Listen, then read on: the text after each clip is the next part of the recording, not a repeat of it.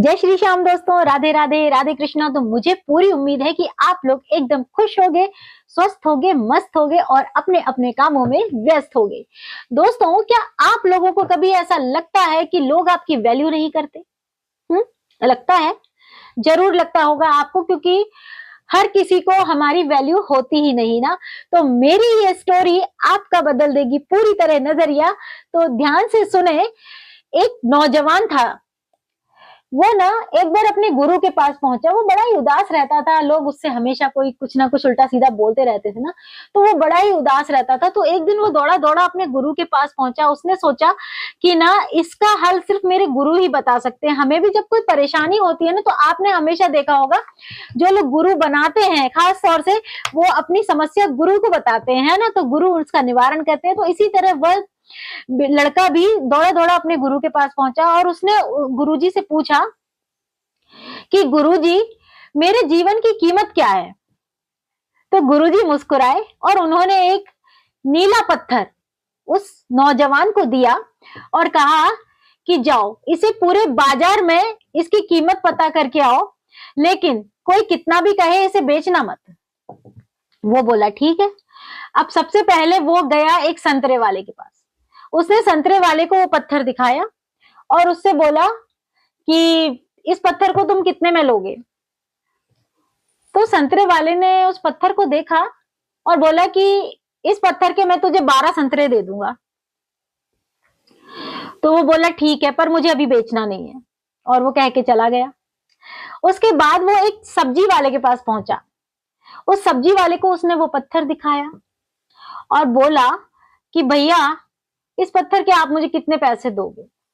तो सब्जी वाले ने वो ध्यान से देखा और कहा कि मैं एक बोरी आलू दे दूंगा तुझे इस पत्थर के, दे दे, मुझे बेच दे। वो बोला कि नहीं, लेकिन अभी मुझे ये बेचना नहीं है, और वो चला गया। उसके बाद वो एक ज्वेलर के पास पहुंचा उस पत्थर को लेके। जब ज्वेलर ने उस पत्थर को देखा तो ज्वेलर की आंखें फटी की फटी रह गईं। ज्वेलर ने कहा कि बहुत ध्यान से, पहले तो बहुत ध्यान से देखा और उस लड़के को देखा। फिर ज्वेलर ने कहा कि ये पत्थर तुम मुझे दे दो, मैं तुम्हें इसके 50 लाख रुपए दूंगा। तो वो लड़का हैरान हो गया, 50 लाख रुपए? कि हाँ, 50 लाख रुपए दूंगा। पर चूंकि उसके गुरु ने मना किया था कि वो पत्थर उसे बेचना नहीं है, तो वो उस पत्थर को लेके उसने कहा नहीं, लेकिन मुझे अभी ये बेचना नहीं है। फिर उसने कहा अरे रुको लड़के, जैसे ही वो जाने लगा उसने कहा अरे लड़के रुको रुको। वो रुक गया। उसने कहा इधर आओ मेरे पास। उसने बड़े ही प्यार से बुलाया, उसे अपने पास बिठाया, उसे चाय कोल्ड ड्रिंक वगैरह पिलाई। फिर बोलता है कि एक काम करो, मैं तुम्हें पूरे 1 करोड़ रुपए दूंगा, ये पत्थर तुम मुझे दे दो। वो बोला कि लेकिन मुझे इसे बेचना नहीं है। उस ज्वेलर को बड़ा गुस्सा आया, लेकिन क्या कर सकता था भाई, जिसका पत्थर उसे नहीं बेचना तो नहीं बेचना है ना। तो फिर वो चला गया लड़का। उसके बाद वो एक रत्नों के जो सबसे बड़े महारथी होते हैं ना, जिन्हें रत्नों की बहुत ज्यादा कदर होती है, रतन के जौहरी, उनके पास पहुंचा। उस पत्थर को दिखाया। जब रतन के जौहरी ने वो पत्थर देखा तो उसने उस पत्थर के लिए पहले एक रेशमी लाल कपड़ा बिछाया। उसके बाद उस पत्थर को उस रेशमी कपड़े पे रखा और उसको प्रणाम किया और बोला कि ये पत्थर तुम्हें कहां से मिला? तो उसने बोला कि आपको इससे क्या करना? तो वो लड़का बोला कि आपको क्या मतलब है इससे? तो वो बोला कि तुम्हें पता है, पूरी दुनिया की दौलत मिलके भी इस पत्थर की कीमत नहीं लगा सकती, ये बेशकीमती है। बोला अच्छा, बेशकीमती है, इसकी कोई कीमत नहीं? कि नहीं, इसकी कीमत कोई दे ही नहीं सकता, इतना ज्यादा कीमती है ये। वो उस पत्थर को उठाया उसने और वो भागा भागा अपने गुरु के पास गया। उसने फिर सारी बातें उसने गुरु को बताई कि भाई संतरे वाला तो 12 संतरे दे रहा था, आलू वाला एक बोरी आलू दे रहा था, और ज्वेलर इसके मुझे 1 करोड़ रुपए दे रहा था, लेकिन जब मैं जौहरी के पास पहुंचा तो उसने तो कह दिया कि ये तो बेशकीमती है। तो फिर गुरु ने कहा तो तुम्हें अपनी बात का जवाब मिल गया होगा। वो लड़का बोला कैसे? कि देखो, ये एक पत्थर था जिसकी हर किसी ने अलग अलग कीमत लगाई, मतलब जिसकी जितनी समझ थी, जिसकी जितनी बुद्धि थी, उसने उस पत्थर की उतनी ही कीमत लगाई। संतरे वाले को वो बेकार लगा, है ना, तो संतरे वाले ने कहा 12 संतरे दे दूंगा। आलू वाले को उसकी हैसियत के हिसाब से लगा, तो उसने कहा ठीक है, मैं इसकी एक बोरी आलू दे दूंगा। ज्वेलर में थोड़ी समझ थी, बुद्धि थी, वो जानता था, खरीदता बेचता था सोना चांदी हीरे जवाहरात, तो उसने 1 करोड़ रुपए लगा दिए। लेकिन जो असली जौहरी था, उसने इसे बेशकीमती बताया। इसी तरह तुम्हारी कीमत भी, जिसकी जितना दिमाग होता है ना, जिसकी जितनी समझ होती है और जिसकी जितनी औकात होती है, उसी हिसाब से वो तुम्हारी कीमत लगाता है।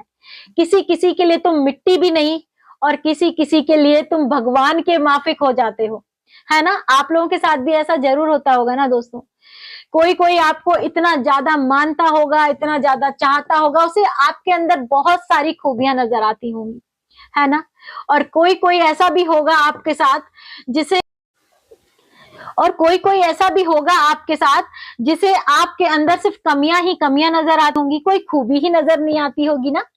और किसी किसी को आपके अंदर खूबियां ही खूबियां नजर आती होंगी। तो हर इंसान अपने नजरिए के हिसाब से, अपनी सोच के हिसाब से, अपनी बुद्धि के हिसाब से आपकी कीमत लगा लेता है।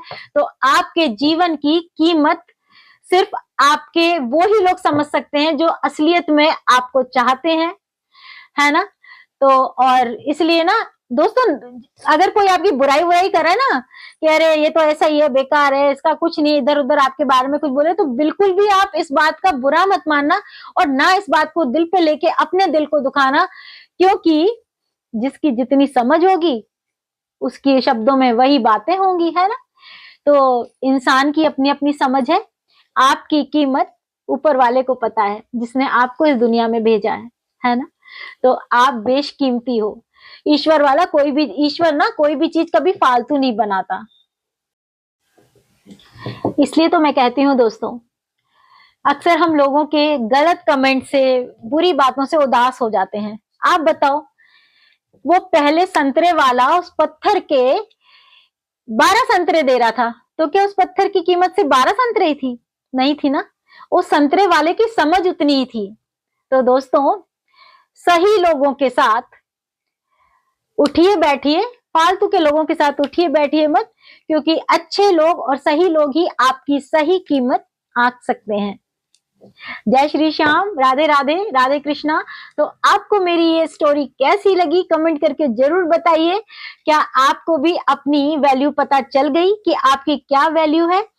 और आपको जैसा भी इस कहानी में जो भी समझ में आया हो, तो आप मुझे कमेंट करके जरूर बताना। और आगे नई नई अच्छी अच्छी स्टोरी सुनने के लिए मेरे चैनल को कर लेना सब्सक्राइब, और लिंक को कर देना शेयर। मैं आती रहूंगी आप लोगों के लिए दोस्तों। कभी कभी मैं ब्लॉग बनाती हूँ, मोस्टली मैं ब्लॉग बनाती हूँ, लेकिन कभी कभी मेरा मन करता है कि मैं आप लोगों को एक प्यारी सी मोरल स्टोरी सुनाऊं, इसलिए मैं आपको सुना देती हूँ ना। तो जय श्री श्याम, राधे राधे, राधे कृष्णा, राधे राधे, राधे राधे।